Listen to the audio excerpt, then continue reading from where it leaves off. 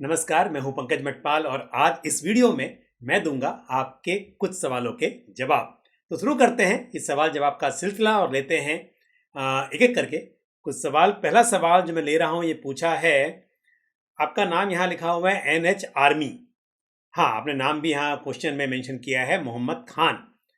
तो खान साहब, आप हैं 39 ईयर्स के और लास्ट 3 मंथ से आपने म्यूचुअल फंड में इन्वेस्ट करना शुरू किया है और आपने कहा है कि आप मेरे वीडियो डेली देखते हैं और आपको काफ़ी अच्छी सलाह मिलती है और अभी आपको और सलाह चाहिए भी। तो मैं देखता हूँ आपने कौन सी स्कीम में इन्वेस्ट किया हुआ है। आपने ये भी कहा है कि फ्लेक्सी कैप फंड जो है आपके पोर्टफोलियो में, उसके लिए 7 ईयर्स का आपका इन्वेस्टमेंट होराइजन है और बाकी जो फंड्स हैं वहाँ पर आप 10 से 15 साल के लिए निवेशित रह सकते हैं।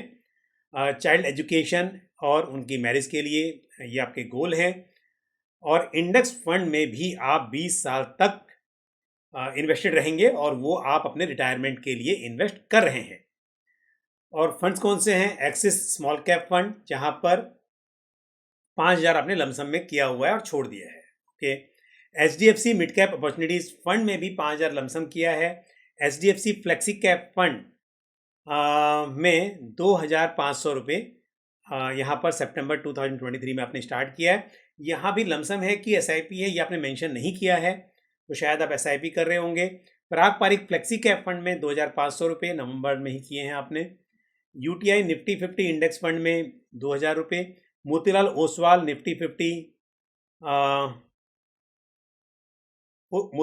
Nifty mid cap 150 index fund में 5,000 रुपये। Nippon India small cap fund में 2,500। क्वांट स्मॉल कैप फंड में 2,500। टाटा स्मॉल कैप फंड में 2,500 रुपये आप निवेश कर रहे हैं। जहां पर लमसम किया है वहां लिखा है। बाकी फंड्स में आपने जहां मेंशन नहीं किया है, तो मेरा अनुमान है कि शायद वहां पर आप SIP कर रहे हैं।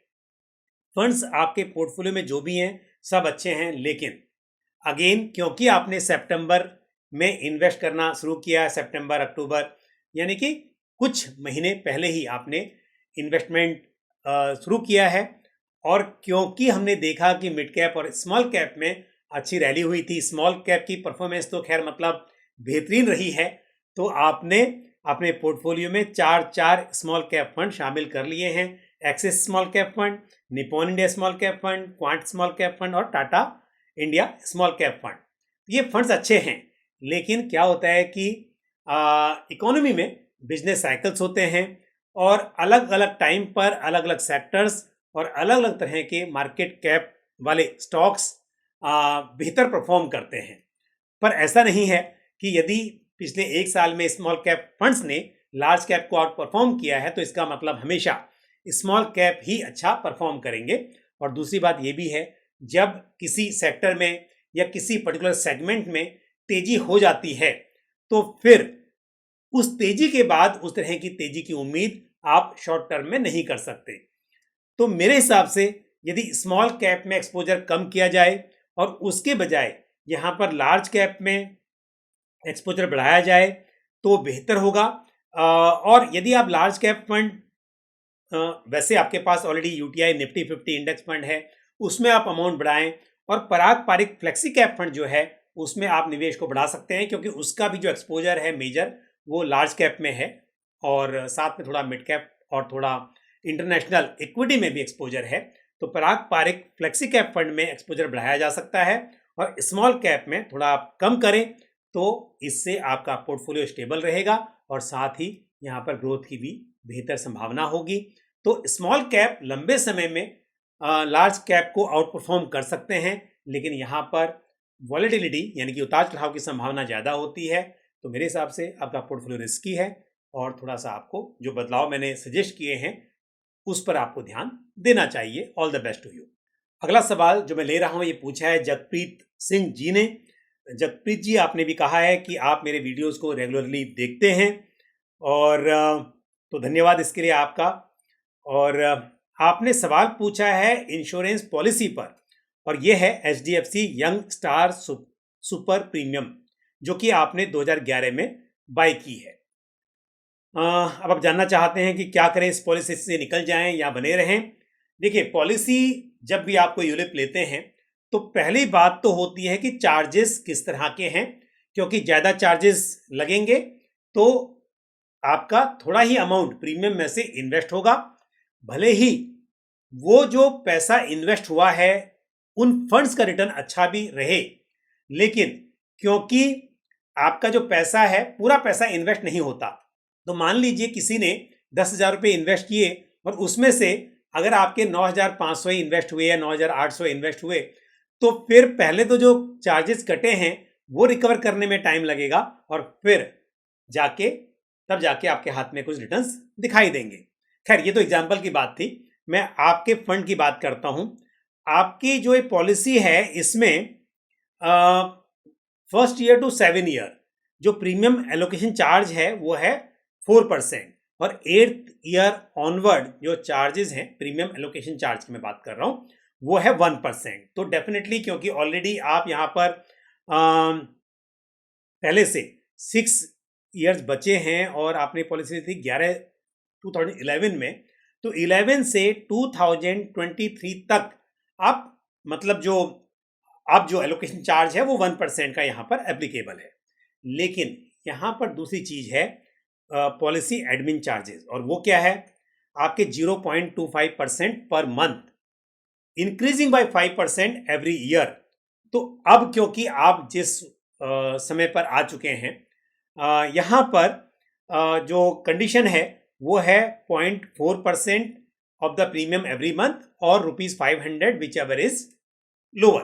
तो आप कितना प्रीमियम पे कर रहे हैं उस बात पर निर्भर करेगा कि कितना आपका पॉलिसी एडमिन चार्जेस है। चलिए, हम फिर भी मान लेते हैं कि पॉलिसी एडमिन चार्जेस और प्रीमियम एलोकेशन चार्जेस वो अब बहुत ज़्यादा अगर ना भी हों, पर बात आती है कि जिन फंड्स में आपका इन्वेस्टमेंट हो रहा है उसकी परफॉर्मेंस कैसी है।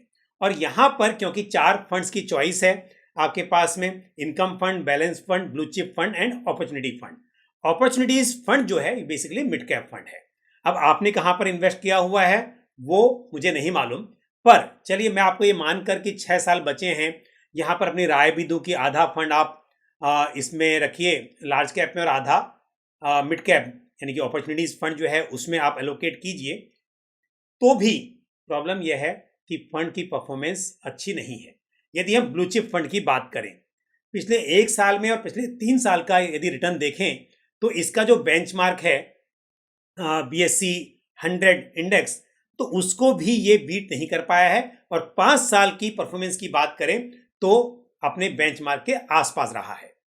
यदि हम मिड कैप फंड की बात करें तो यहां पर 1 साल, 3 साल, 5 साल आप कभी भी देख लीजिए, ये अपने बेंचमार्क जो कि निफ्टी मिड कैप 100 इंडेक्स है इसका बेंचमार्क, उसके मुकाबले काफी पीछे रहा है।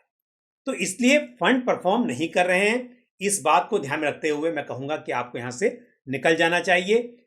इसके बजाय यदि आप किसी दूसरे large and mid cap fund में इन्वेस्ट करें अगले 6 साल के लिए, तो शायद बेहतर रिटर्न्स की उम्मीद की जा सकती है। तो मुझे उम्मीद है कि मेरी ये सलाह आपको ठीक से समझ में आई होगी, तो अब आप इस पर अपना डिसीजन ले सकते हैं। बढ़ते हैं आगे और लेते हैं अगला सवाल, और ये सवाल पूछा है अंशुल अंसारी ने। अंशुल जी, आपने कहा है कि आप मेरे वीडियो रेगुलरली देखते हैं, तो इसके लिए बहुत बहुत आपका धन्यवाद। और मुझे उम्मीद है कि आपको इससे जानकारी मिलती होगी, और ताकि आप अपना जो पैसा है उसे सही से निवेश कर सकें। तो बात करते हैं आपके फंड्स की। आपने बताया आपकी एज है 33 ईयर्स की। Nippon India small cap fund में आप 2,000 रुपये इन्वेस्ट कर रहे हैं डायरेक्ट प्लान में। HDFC फ्लेक्सी कैप फंड में भी आप डायरेक्ट प्लान में कर रहे हैं, और यहाँ पर 4,000 रुपये की SIP चल रही है। SBI magnum mid cap fund में 3,000 रुपये, और UTI इंडेक्स फंड में 3,000 रुपये। और आपने ये भी कहा है कि 10% से स्टेप अप भी करेंगे। तो पोर्टफोलियो कैसा है इस पर आपको राय चाहिए। देखिए, UTI इंडेक्स फंड डेफिनेटली एक इंडेक्स फंड में कर रहे हैं, लार्ज कैप इंडेक्स में, तो अच्छी बात है, ये अच्छा है। मिड कैप में भी आपके पास अच्छा फंड है, और HDFC फ्लेक्सी कैप फंड भी अपने आप में एक अच्छा फंड है, और साथ ही आपने small cap fund Nippon India small cap fund चुना है, वो भी अच्छा है। तो मेरे हिसाब से आपका एलोकेशन भी सही है, और आपका जो पोर्टफोलियो ये भी सही है। बस एक चीज़ मिसिंग है, वो ये है कि आपके पोर्टफोलियो में इंटरनेशनल फंड नहीं है, तो वो आपको ऐड करना चाहिए क्योंकि लंबा नज़रिया है। तो मेरे हिसाब से यदि आप ICICI prudential US blue chip fund उसे अपने पोर्टफोलियो में शामिल कर लें तो अच्छा रहेगा। और उसके अलावा आप एक नेस्डेक 100 फंड को भी शामिल कर सकते हैं। वहां पर आईसीआईसीआई प्रूडेंशियल नेस्डेक 100 या Motilal Oswal Nasdaq 100 fund of funds, इनमें से किसी भी फंड को कंसिडर किया जा सकता है। तो एक आप इंटरनेशनल फंड अपने पोर्टफोलियो में शामिल करें, बाकी पोर्टफोलियो आपका अच्छा है। All the best to you. और अब लेते हैं अगला सवाल जो पूछा है कुणाल ने। कुणाल, आपने बताया कि आपकी एज है 31 ईयर्स की और आप कुछ फंड्स में एसआईपी कर रहे हैं। मैं फंड्स के नाम यहाँ पर पहले पढ़ देता हूँ। पराग पारिक फ्लेक्सी कैप फंड में 4000, HDFC mid cap opportunities fund में 4000, क्वांट स्मॉल कैप फंड में 4000, एसबीआई क्वांट्रा फंड में 4000, HDFC large and mid cap fund में 4000 और साथ ही एचडीएफसी बैलेंस एडवांटेज फंड में 4000 रुपीज़ आप एसआईपी कर रहे हैं। टोटल एसआईपी का अमाउंट हो जाता है 24,000 और 25 साल का नजरिया है। आपका पोर्टफोलियो बहुत अच्छा है। आपके पास में large cap, mid cap, small cap और साथ ही एक वैल्यू ओरिएंटेड फंड यानी कि एसबीआई कॉन्ट्रा फंड ये भी है। एलोकेशन भी अच्छा है